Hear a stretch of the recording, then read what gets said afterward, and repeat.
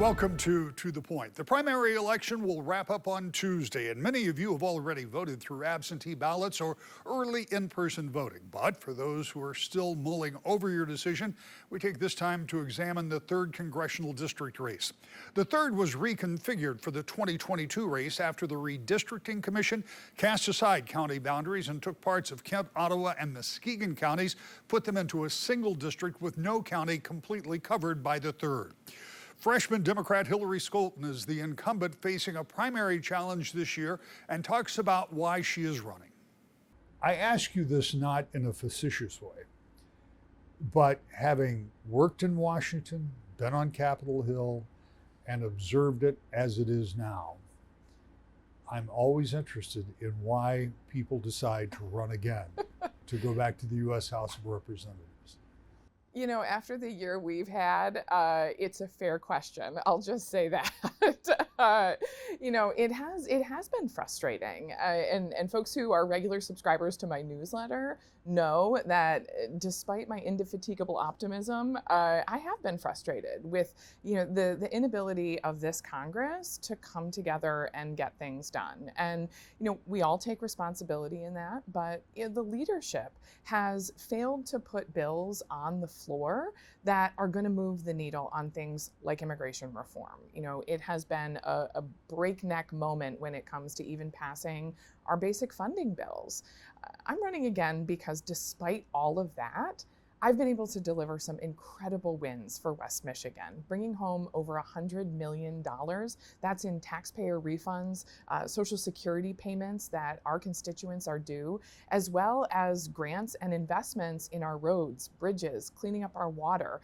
We're just getting started on this kind of work, and there's so much ahead that I can't wait to finish. Is that where you find the success? Because, and again, I don't want to be unduly harsh, but if I were to grade the last 2 years of what's happened in the House and Senate, I don't think it's passing grade for the American people. So is the success that you find in being in the House by being able to represent the 3 counties that you have, the parts of 3 counties that you have, and that's where you find the value in this?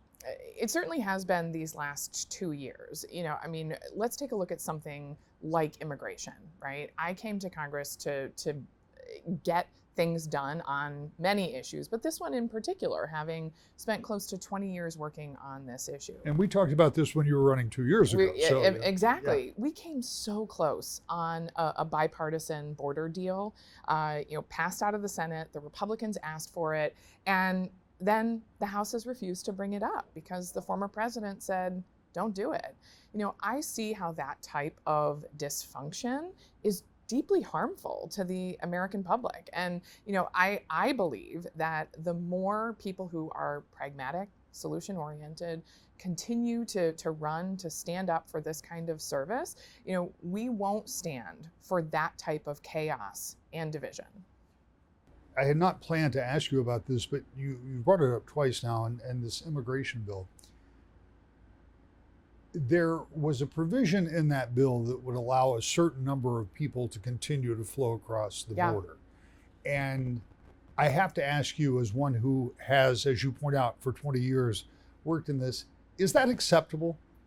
There is no amount of illegal immigration but that was is acceptable. So, you know, it was not a perfect bill, and it didn't allow individuals to flow over illegally, right? It allowed people to come here to continue to seek asylum, right? Which presenting yourself at the border and seeking asylum is legal, right? I believe we need a better way for individuals to continue to seek asylum in this country.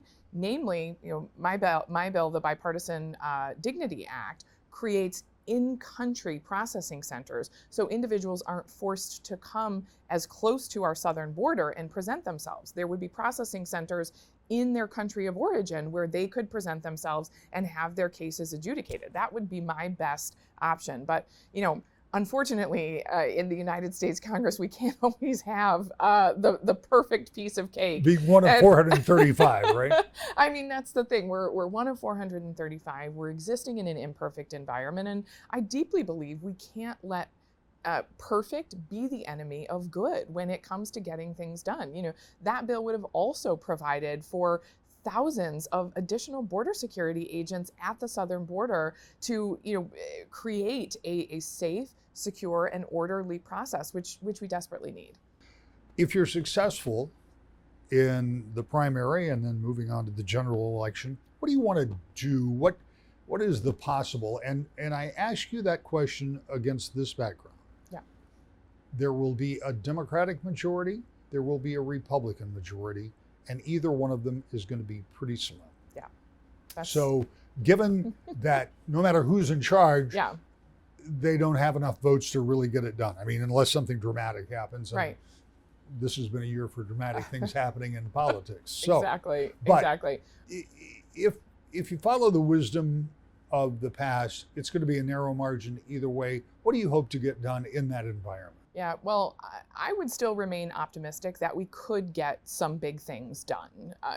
Continuing on immigration, there are some significant tax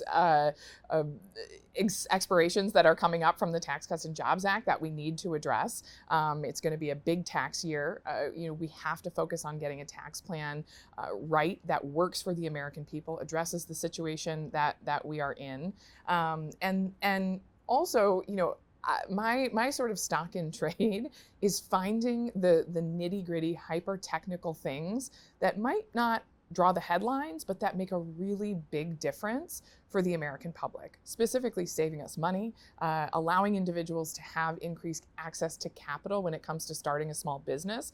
If you look at all of the bills that I have introduced, they're bipartisan, and two, they provide very real and immediate relief when it comes to changing things that maybe people overlooked when they were drafting some initial legislation. So we have, over a dozen bills in the hopper that would do things just like that. And I'm hoping to continue to find bipartisan support, get those bills passed, even if we can't do it in regular order, do it in suspension. One very small thing, example relevant here to West Michigan is, when it comes to air traffic control towers, ours is the oldest in the country of the top 75 busiest airports, longest operational. It is out of ADA compliance, it's past security compliance. Why haven't we been able to get the FAA to do this? Turns out there's no standards for how the FAA needs to prioritize when and how to replace these towers. I got that changed in the FAA reauthorization. Didn't make breaking news like some of my more dramatic colleagues, but it's going to make a really big difference. Grand Rapids is now number 2 for replacement. And when they built it, I think it will make headlines. Congresswoman, I'm going to ask you one final question. Given your background and your history, given the fact that you are a professional, you had a career that you could have pursued, and certainly did. You have a family. Is it worth it to be in your position, understanding that many of us would have loved at some point to be in the U.S. House of Representatives, but looking at it today, yeah, you make a lot of sacrifices. The half hour you carved out for us here today. But your time is not your own. You're constantly on the move and very often not at home. Is it worth it? Absolutely. The work that I get to do every day serving West Michigan is so rewarding. I almost get emotional talking about it, Rick. It's the honor of my lifetime to get to do this job. When I go to Washington and I climb those steps to the Capitol, I'm coming back from the district and I'm thinking about the people here who have never had a voice like mine in West Michigan, whether that's a woman, a mother, somebody who is raising her own children while also taking care of aging parents who are still in great health. Not saying anything, mom and dad, but dealing with those things and again, also paying my own student loans, paying my mortgage, building a future that works for working families like mine is so important to people here in West Michigan. And I take that responsibility seriously and with immense pride. Small business owner and real estate agent Salim Al-Shatel is challenging his fellow Democrat in Tuesday's primary. Let's talk about your motivation to run. You have a sitting Democratic member of the U.S. House. You're running in the primary against her. Why did you make that decision? Yeah, so it was a tough decision, but I took some time to think about it. I was actually an alternate delegate through the state party and helping with her reelection campaign efforts. I bought into what she said, the commercials that we all saw, Democrats stop the spend, and kind of being a more moderate Democrat. And since I've seen her take office, there's been a lot of things that came up that were concerns for me. One, she voted yes on the extension of FISA and the warrantless searches of that FISA 702 program. That's something that the previous representative, Justin Amash, he really hammered home, and I agreed with him. Because in our Fourth Amendment rights, you have to have a warrant to perform searches, and I feel like that violates it. She has voted yes to continue these ongoing wars in the Middle East and also what's going on in Europe as well, sending billions, hundreds of billions of dollars overseas. And if you go onto her Congressional website, you can see a list of projects that she was supposed to request federal funding for. One of the big ones was the Muskegon Heights Broadway Avenue project. Was supposed to request $5.1 million for it. She got $500,000 for it. That's an area that's very underfunded and has voted yes on all of these foreign aid packages that have gone through. Again, hundreds of billions of dollars. She also voted yes on the TikTok ban, which might sound like a kind of small social media thing for a lot of people, but to me that was a suppression of freedom of speech for 170 million Americans that use that platform. She pushed it as a Chinese company, when in reality, 60% of it is owned by a group of international investors, 20% is owned by employees, 7,000 of which are American, and then 20% by the two Chinese developers that started it. And if it was such a concern of the Chinese influence with that, I point to, what about the Goshen Chinese battery plant up near Big Rapids, where you had state and federal lawmakers that signed non-disclosure agreements, including the Lisa Slotkin, who's running for Senate, candidate that Hillary Scholten endorsed, that was forced upon them because of politicians signing those non-disclosure agreements as well. So I think it's a culmination of a lot of those things, whether it's the spending, not talking about our rise in healthcare costs that we're seeing. I mean, in 1960, we spent 5% of our GDP on healthcare costs. We're up to 17% of it now, most of which are on chronic diseases. We need to talk about this type of stuff. I want to talk about big pharmaceutical companies as well. Us and New Zealand are the only two countries that allow direct-to-consumer advertisements for pharmaceutical companies. And it's a huge lobbyist group that's out there in DC, along with just all the other super PACs that are influencing our politicians. I look at my Democratic opponent, along with one of my Republican opponents, are backed by super PACs.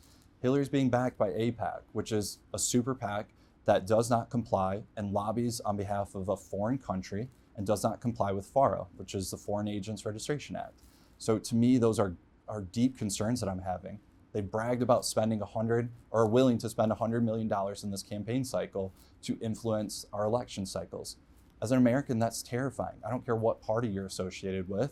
We need to have honest elections where there is no outside influence.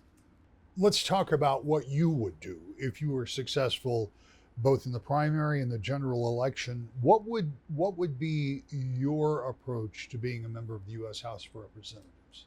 I think the biggest thing when I've had conversations with a lot of people, whether it's old or young, whatever demographic it may be, is just being honest. I have the reality of it all. I'll be one of 435 people, a freshman congressman.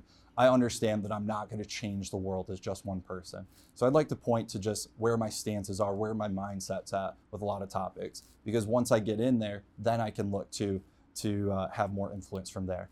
You're going to have the Tax and Jobs Cuts Act from 2017. Those tax breaks are coming up in 2025. I've been a small business owner, and I saw the benefits of lowering the corporate tax rate to 21%. That's something that I feel like my party kind of misses on when we talk about the slogan of corporations need to pay their fair share. which I totally agree. You can see headlines of corporations, Fortune 500 companies that pay almost 0% in federal tax rates. But we need to separate the Fortune 500 companies from the small businesses in our communities. I came over from the Muskegon area today. There are a lot of small businesses that are the backbone and the important parts of those communities. So I want to support keeping that corporate tax rate low. I mean, you had the World Economic Forum this spring where 250 billionaires and millionaires came forward saying we want a 2% wealth tax. And Janet Yellen, our Secretary of Treasury, part of the Democratic administration, she came forth and said she was the only person that said, no, I wouldn't support that. So I think it's important that we close some of those tax loopholes for the Fortune 500 companies, for those bigger billionaire people, and make it more affordable for people to live here. Housing's been an important one as well. I'm 31. I know I'm thankful I do have a home, but there are a lot of people like my age that are trying to purchase their first home. So the two big things with that is you're looking at the spending and the value of the dollar there. $35 trillion in debt. I'm sure you'll have my Republican opponents come on here. They're going to hammer that point home with you pretty intensely there. But I agree, our federal spending and our debt is what's causing these home prices to jump up so much. Because we went in 2020 to current day, we went from $260,000 was the average price of a home to now over $400,000. I've worked in the real estate industry, so I understand this. But we've gone from an interest rate as well from about 2.25% to now almost 7%. That monthly payment has almost doubled for a lot of people. And so, not to mention the private equity groups that are now involved in these single family home purchases. You have about 5% of single family homes are owned by private equity, and they're looking at, on this rate, about 40% by the year 2030 that they're going to own these single family homes. And I think that we need to address these issues because people like myself that are younger trying to buy those first time homes are having a difficult time getting in there because the value of the dollar has decreased so much because of our federal spending on these forever wars. But also the interest rates are hard for people to get in there and compete with as well.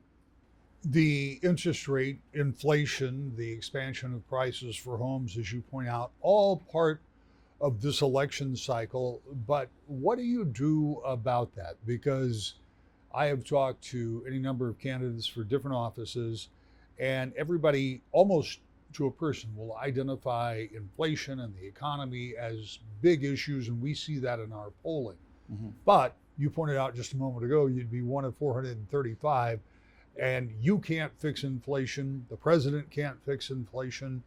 But what can you do to start to work towards the idea of helping to lower the inflationary pressures and thereby, hopefully, allowing the Fed to start taking some of the pressure off of interest rates? Well, I wouldn't say that the president doesn't have some type of power. I would say he has, or he or she, whoever it may be, has a lot more power than I would. They have power, but I mean, you don't have to look much further than Gerald Ford to see that the president alone cannot reduce inflation. Right.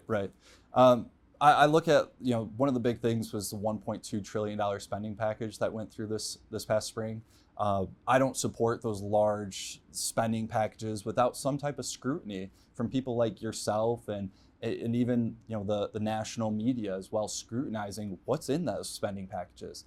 I mean, I was trying to go through it myself, and it's 1,000 some pages, and that was delivered the night before. Right, exactly. So I mean, on top of trying to campaign, trying to keep up with voter contacts, and try to get out there door knocking, while also trying to read the 1,000 pages, it's hard to maintain all that. And I look at Hillary Scholten. I do not fault her for as far as the amount of responsibilities that she has. I'd like to keep that in perspective for her as well. I understand she has a lot to do, but I wouldn't support those large spending packages and we need some type of window for people to actually scrutinize, people like you to go through there and say, Salim, do you support the specific part of it? So I think that's the biggest thing that could really help with the spending packages and spending and lowering our national debt there. I do look at our military and defense budget as well, where we're spending more. We spend as much as the next 9 countries combined on defense. And we need to look at some of this stuff because we're looking at the current situation. I don't feel as safe with all this money that we're spending. I don't feel like we've gotten any safer from it all. So that's something that I think we need to look at and have honest conversations with as well.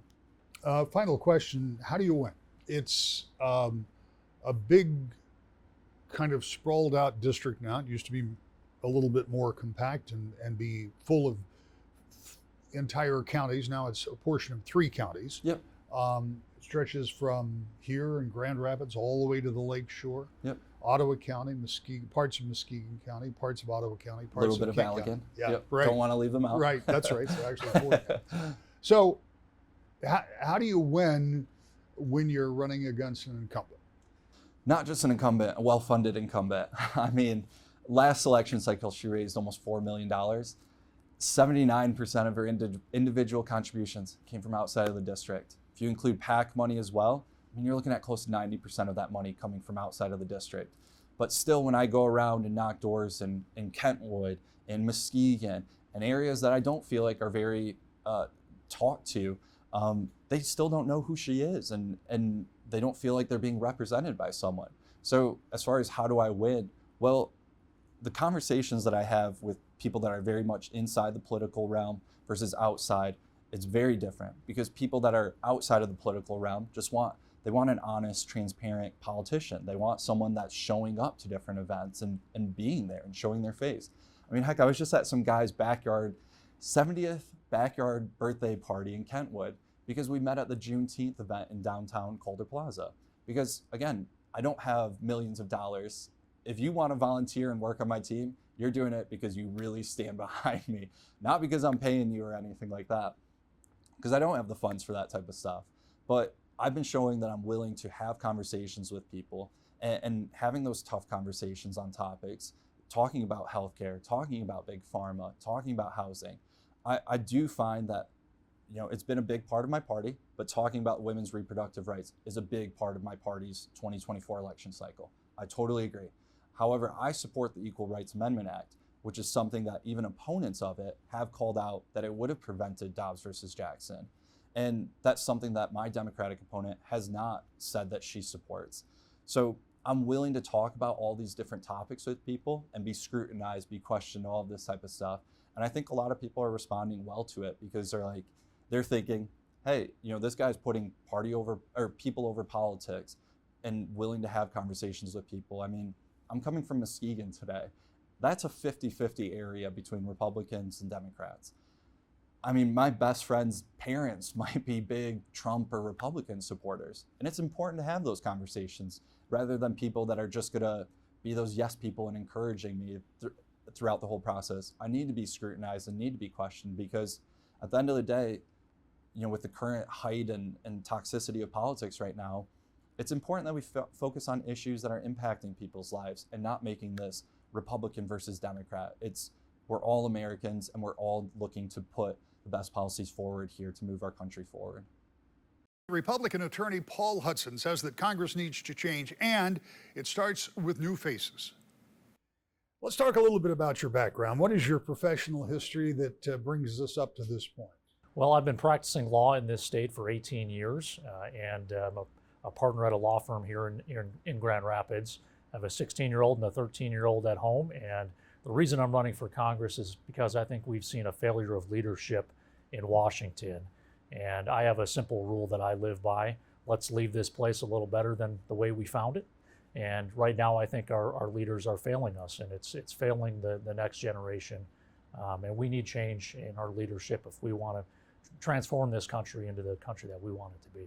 When you talk in the simplest terms about leadership, particularly in the U.S. House, that comes to longevity and seniority.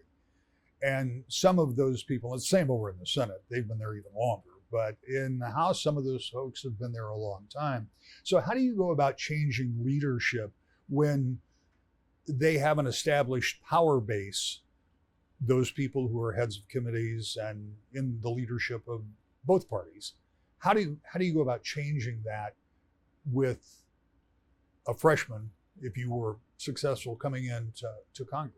Well, I think it's brick by brick, and we're fortunate in this district to have the model of effective legislating. This is Gerald Ford's district, and from Gerald Ford to Paul Henry to Vern Ehlers, we have had effective leaders here who have delivered for West Michigan. That's the mold of congressman that I want to be. I think that's the expectation in this district. What is the Republican Party? That is, what does the Republican Party in 2024 stand for? Because some of those names you just mentioned couldn't win a primary in this Republican Party. Well, I'll tell you what I stand for. I'm all about common sense solutions, and I've laid out a plan. I call it the GPS plan because I think we can all feel that our country's been on the wrong track for the past several years. To get it back on track, let's focus on the common sense issues: growth, prosperity, security, the kind of bread and butter issues that people around this district are actually focused on, and they want people to stay out of the nonsense that sometimes you see a lot on social media and cable news. People are still people. We still care about all the same things we've always cared about. Right now, we need to tackle inflation. We need to bring down our $34 trillion national debt, and we need to secure the border. When I talk to voters across the district, those are the issues that I hear over and over. Those are the issues that they expect a representative in Congress to be tackling and tackling seriously. And polling trends with that inflation and the economy overall are the biggest concern for Michigan voters, and no individual can fix inflation or make the economy better overnight. But what would you advocate? What programs, what policy would you advocate to start trying to chip away at some of the huge increases that we've seen in practically everything, and to get the current amount of inflation back down to a point where we might start seeing interest rates drop? Well, I think you said it right. Chipping away is the right approach. This is a big ship, our federal government. We've been redlining the throttle on spending for the past 2 decades. We went from $5 trillion national debt just 20 years ago to $34 trillion and growing today. First step is we need to throttle back on that spending because all of these issues are related. When you dump trillions of dollars into the economy, inflation is the predictable result, and that's making everyday life unaffordable for Michiganders. It's costing over $10,000 a year more just on basic life essentials, and that's what people are focused on in this election. So how do you do that? Because as you point out, that spending has been going up over a couple of decades with Republican and Democratic presidents, with Republicans and Democrats in charge in Congress. So it occurs to me that Republicans and Democrats are equal opportunity spenders. So how do you get the reins on that? Well, I think that's right. I think there's plenty of blame to go around. I think there are productive efforts in the Congress right now to rein in spending. For example, they're going through the budget process right now and pulling back 6% on non-defense discretionary spending. I think that's a specific and realistic goal that we should be committed to, because again, this big ship isn't going to turn on a dime, but we do need to throttle it back, or we're building a debt bomb for our kids and the next generation. And it's unacceptable, and I think people expect better from our leadership in Washington. Let's talk a little bit about some of the other obligations that the United States has taken upon itself, and that includes wars on 2 fronts in Eastern Europe and in the Middle East. We have been participating by proxy, at very least, and with a lot of monetary support for Ukraine, as well as some weaponry. And in Israel, also, we've had some participation, though the Israeli Prime Minister says that has recently been backed off. The White House denies that. Never mind what the truth of the matter is. What should our role be in those type of international conflicts? Well, I think whether we like it or not, we're the ones that are holding this together. And the post-World War II peace that we've enjoyed is because we have committed to a strong national defense and steely-eyed leadership on the world stage. It's a dangerous world, and it always will be.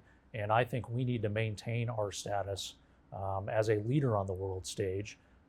And that means standing up for our allies. It means investing in our national defense. We've seen our defense budget and capabilities slip in recent years. I think that's a mistake. So I'm a strong proponent in leading on the world stage, supporting our allies. Nobody likes sending money or munitions overseas, but the reality is these conflicts can get worse. And if we are not sort of the the dominant superpower in those relationships, then they will get worse. And then problems that are localized in regions in the world will get worse and worse. What is your view of the federal government's role when it comes to abortion access and women's reproductive rights? As we all know, the Dodd's decision overturned the Roe versus Wade, and states have taken it upon themselves, as the Supreme Court, I think, more or less suggested, this is up to the states, and they've taken it upon themselves and created very different landscapes depending on where you live, from Oklahoma or Texas to Michigan or Ohio even.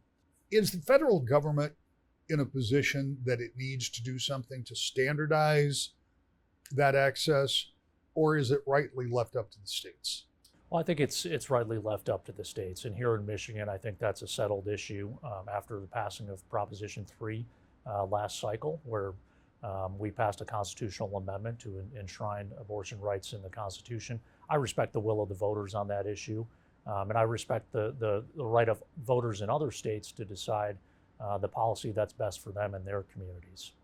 If you're successful, you'll represent Michigan in the U.S. House of Representatives. And the one thing that all of the members in that body know is that cars come from Michigan. Now, we know they're built a lot of different places, but we still remain the home of the biggest U.S. manufacturers of automobiles. Increasingly, those automobiles are electric, even though the sales have not gotten to the mark where I think we're predicted to. There's still a big push, a lot of incentives from the federal government, state government too, to get electric vehicles. Are we headed in the right direction? Is this the right path for the auto industry in Michigan? Well, I'm a proud automotive family. My father worked for Chrysler for 30 years, and you're right, it's part of the fabric of our state. I don't think the policy right now is on the right track. These EV mandates, where it's requiring from the government to essentially have electric vehicles by a certain date, I think is the wrong approach. I think the folks who know the automotive industry the best are the folks that are working in the automotive industry. They know what their consumers want, and we should give people more choices about the types of vehicles that they choose to drive, and let the markets work. So when you get through this process, and if you get through the primary, and if you should be successful in November, and you end up in Washington in January, what's the first thing you would focus on? Well, again, it's these issues of government spending, inflation, border security is very near the top of the list here. That's an issue in particular where I think there's a big contrast between me and my opponent.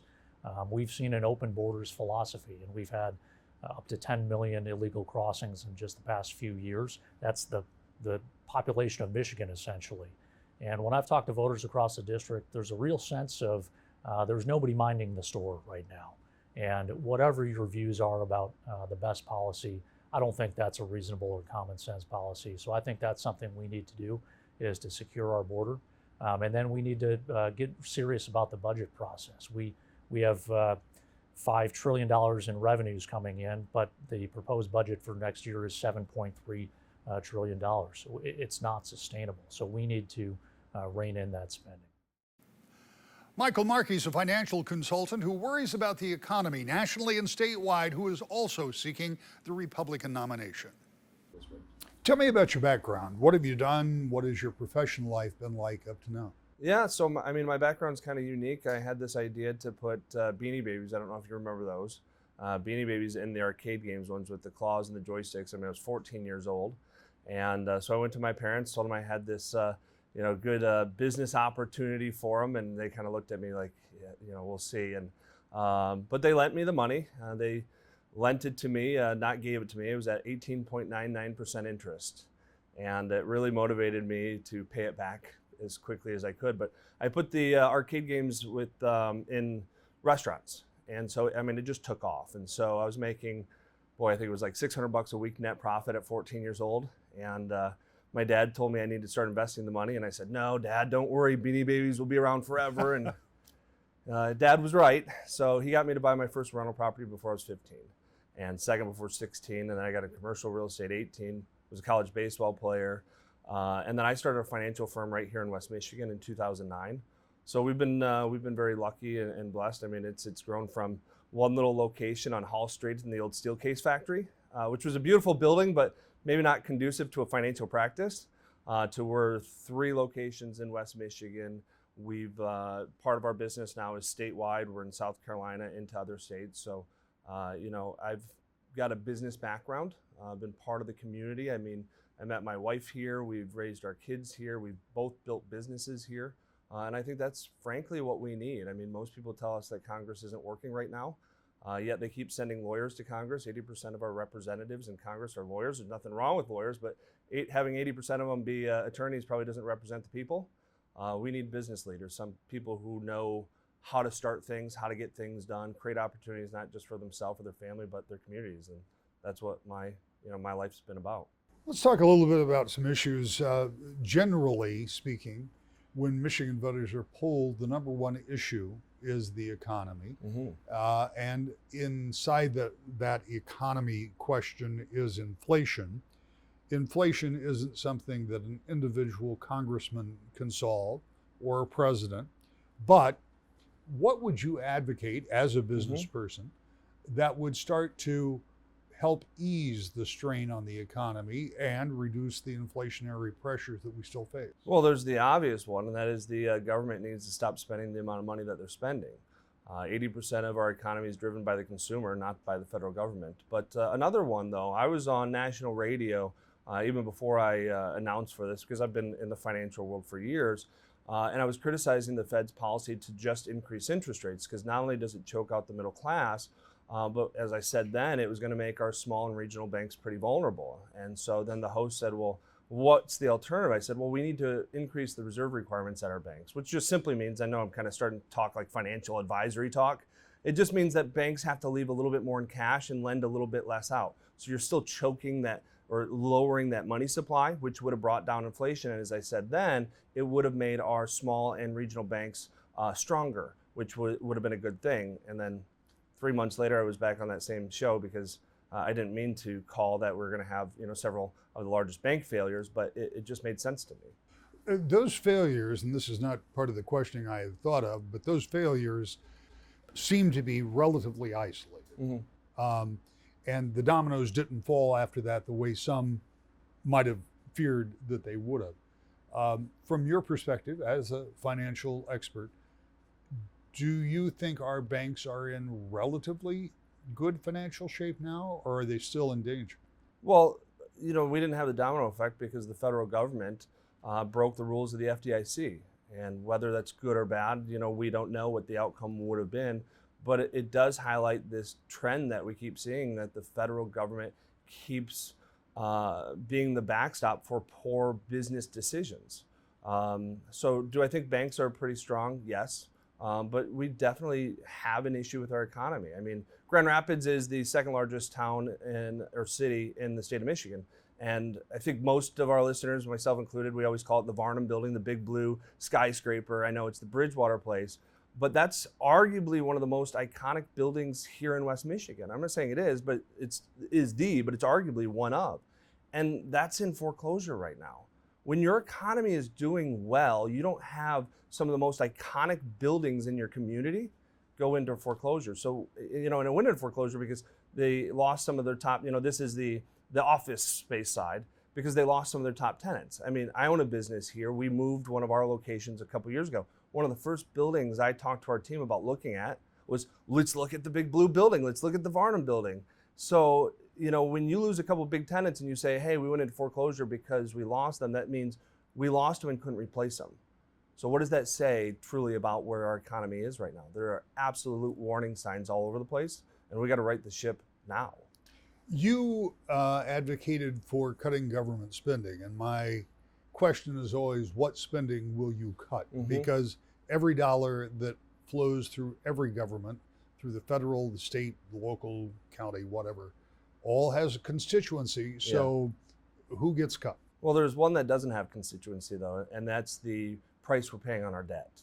And so we've By increasing interest rates the way we have, we've now doubled our debt payments. I mean, we couldn't afford our debt payments a couple of years ago. We were putting them on the Visa. We can't afford them now. So we've got to bring down interest rates again without increasing inflation. There's ways to do that. Increasing interest rates is not the only tool to combat inflation. So we need to advocate, bring these interest rates back down, because not only would that save us money on our debt, but it makes it easier on the middle class. But another piece that we've come out with, I mean, I think I'm the only person in the country running for this office that's come out with a plan on Social Security. I mean, I've been a financial advisor for 20 years, well, nearly 20 years, helping retirees. So I know the system inside and out. And every advisor tries to get their clients to wait later. We tell them, you know, if you wait on Social Security, guess what? You'll get more money if you live to life expectancy. And when you hear Republicans talk about it, they keep talking about what? Increasing the retirement age later, because the math is bad on the later end. The math isn't bad, though, on the early end. So my plan said reduce the age from 62 to 58, and then as well as put the first $20,000 a wages somebody has, if they're on Social Security, make it to where you don't pay any federal income tax on that. And lastly, get rid of the earnings test, because that disincentivizes people from working. And I'll hedge my bet here. I can't think of a single, I won't say there's not a single example, but I can't think of a single example where disincentivizing somebody from working is good. So you talk about our debt, though. You know, part of the unfunded liabilities of Social Security are our debt.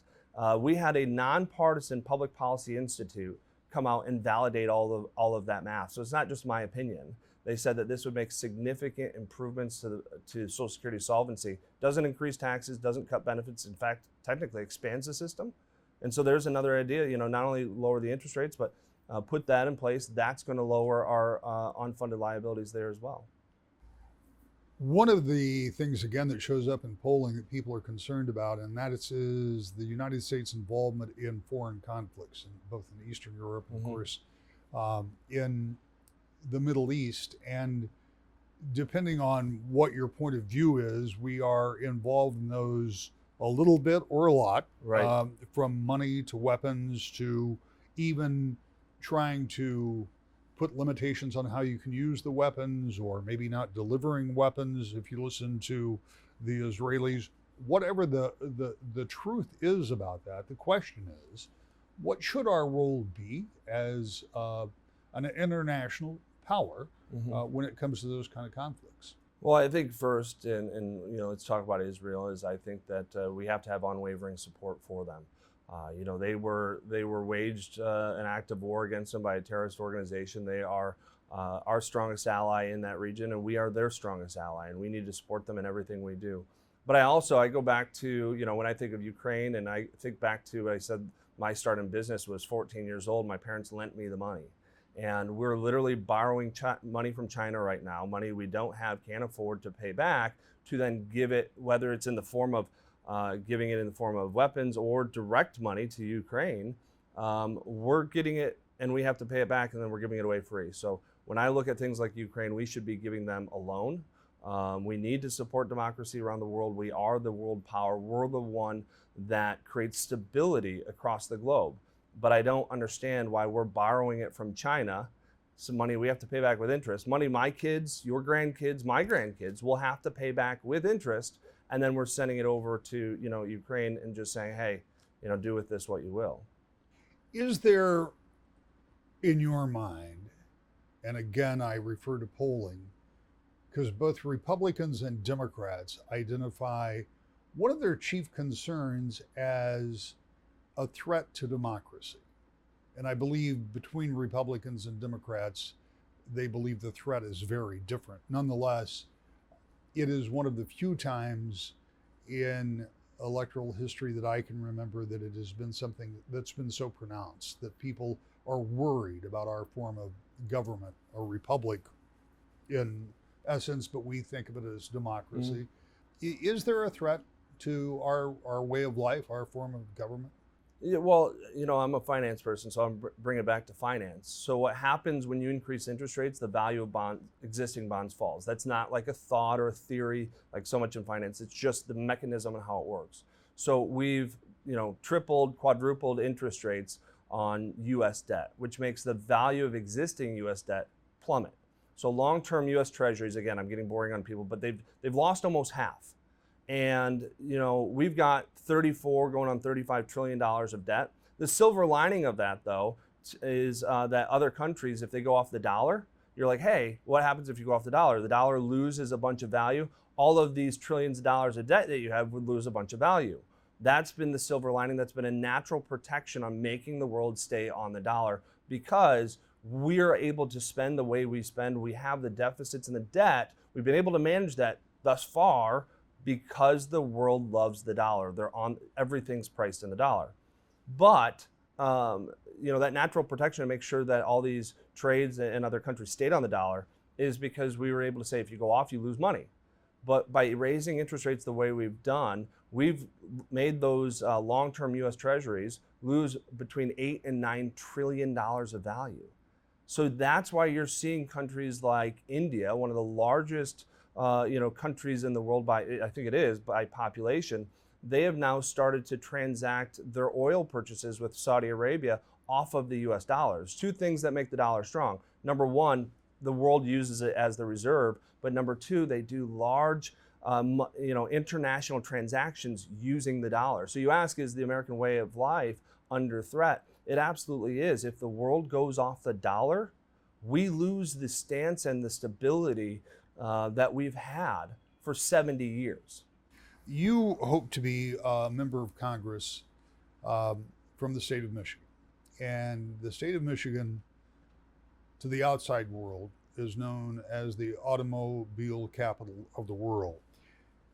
The automobile is changing, and the current federal administration has been advocating in big ways with big dollars for electric vehicles, as has the governor and the legislature by providing incentives for battery plants here. But the sales of electric vehicles have been less than stellar, not up to expectations or predictions. As a member of Congress, what would you advocate for the American automobile industry, because it is so important to our state? Well, I'd advocate that we get tougher on China.